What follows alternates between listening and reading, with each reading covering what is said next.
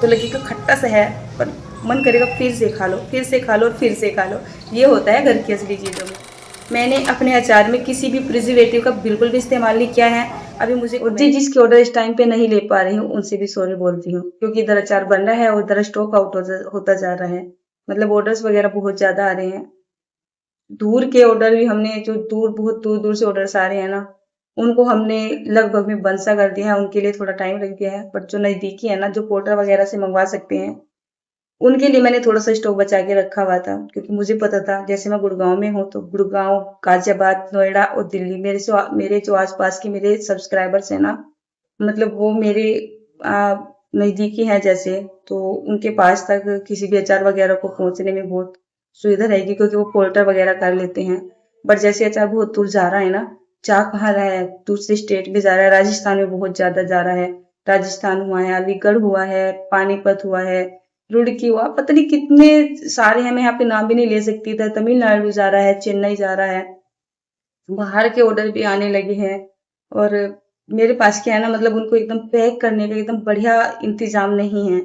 तो मैं थोड़ा सा ऑर्डर लेने से मना कर दिया। इसका मतलब ये नहीं कि मैं अचार देना नहीं चाहती हूँ। मैं तो बोलती हूँ कि अगर कोई मुझसे 250 ग्राम अचार भी बोल रहा है ना, तो मैं उस तक पहुंचा सकूँ। लेकिन मेरे पास इतनी ज्यादा कुछ सुविधा नहीं है। ये श्री जी ने अचानक से इतना बड़ा, जो मतलब एक रायता सा फैला दिया है ना, मुझे भी नहीं पता ये कैसे कैसे होता जा रहा है। तो सुविधाओं को जो है, मतलब कुछ भी फैसिलिटी करने में टाइम लगेगा, पैसा भी लगेगा, तो धीरे धीरे हो जाएगा। अगर ये मेरा बिजनेस आगे बढ़ता है तो फिर धीरे धीरे करके सारी सुविधाएं मैं अपने पास कर लूंगी।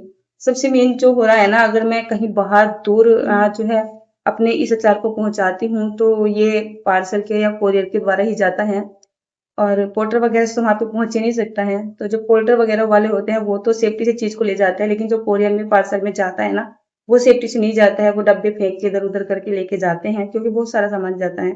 अब मेरे पास डब्बों की मैं चलिए अरेंज कर लेती हूँ, पैकिंग का कर लेती हूँ, लेकिन वो जो सील करते हैं ना डब्बे को, जिससे अंदर की चीज बाहर ना जाए, वो मेरे पास नहीं है।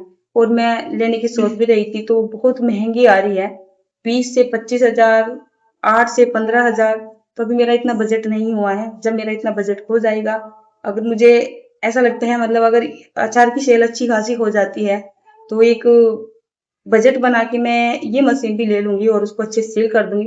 फिर कहीं भी जाए अचार, कोई भी मंगाए, मुझे कोई दिक्कत नहीं होगी।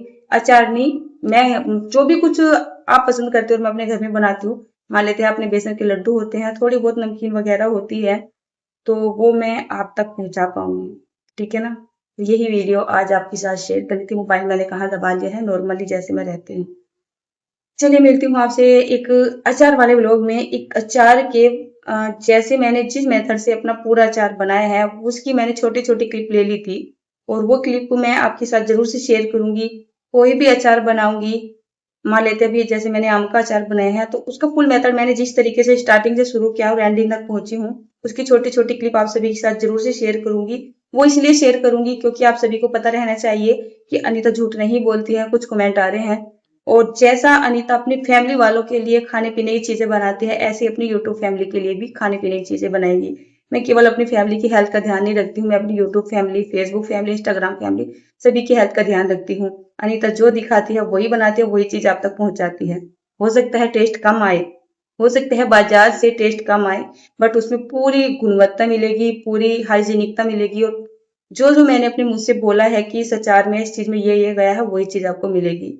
तो एक छोटा सा ब्लॉग बनाना तो बनता ही है। स्टार्टिंग में आम वगैरह की कटिंग कैसे हुई है, कैसे मैंने उसको बनाया है, क्या क्या चीजें उसमें डाली है, वो सब पूरा मेथड आप सभी के साथ शेयर करना तो बनता ही है। मैंने अपने अचार में किसी भी प्रिजर्वेटिव का बिल्कुल भी इस्तेमाल नहीं किया है। अभी मुझे कमेंट आ रहे हैं कि दीदी मिर्च के अचार में अक्सर लोग सल्फर पोटेशियम वगैरह का इस्तेमाल करते हैं, क्योंकि अचार जल्दी से ख़राब हो जाता है। तो मैं मिर्च के या किसी भी चीज़ के अचार में कोई पोटेशियम का, कोई सल्फर का, किसी भी बाहर के केमिकल का इस्तेमाल नहीं करूँगी।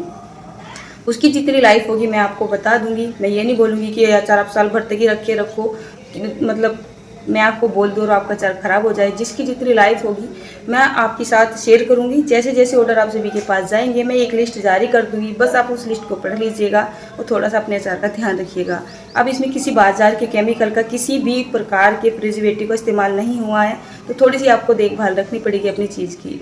नहीं तो फिर मेरे अचार में, मार्केट वाले अचार में जिसमें प्रिजर्वेटिव वगैरह डाला जाता है, उसमें कोई भी अंतर नहीं रह जाएगा। मेरे घर में तो मार्केट का कोई ऐसा अचार वगैरह पसंद नहीं किया जाता है। हालांकि हमने ज़्यादा घर में तो कभी लेके नहीं आए हैं, टेस्ट भी नहीं किया है। कभी श्री वृंदावन धाम जी चले जाते हैं तो बस वहीं पे खाना खाना पड़ जाता है और वहाँ पे अचार मिल जाते हैं, तब हम अचार का टेस्ट करते हैं। या कभी शादी ब्याह में कभी किया होगा, अब तो शादी ब्याह का हम खाना वाना भी नहीं खाते हैं, तो उसमें एक खट्टापन सा रहता है। और मतलब खट्टापन तो बर्दाश्त हो जाता है एक तरीके से, मुझे खट्टी चीज़ें काफ़ी पसंद है, बट उसका जो एक खट्टापन होता है ना, कुछ ऐसा होता है ना, यहाँ पे जाके लगता है मतलब एक बाइट ले लो दोबारा खाने की हिम्मत नहीं बढ़ती है। घर के अचार ऐसे होते हैं, खट्टा लगता है बट खाने का मन करता है, तीखा होता है बट खाने का मन करता है। एक बार खा लो ना तो लगेगा खट्टा सा है, पर मन करेगा फिर से खा लो, फिर से खा लो और फिर से खा लो। ये होता है घर की असली चीज़ों में, है कि नहीं।